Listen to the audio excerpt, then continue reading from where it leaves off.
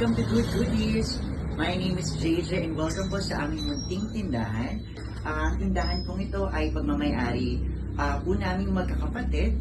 And bigyan ko muna kayo ng kwento kung bakit nabuo ang tindahan ito. We love good quality imported goods.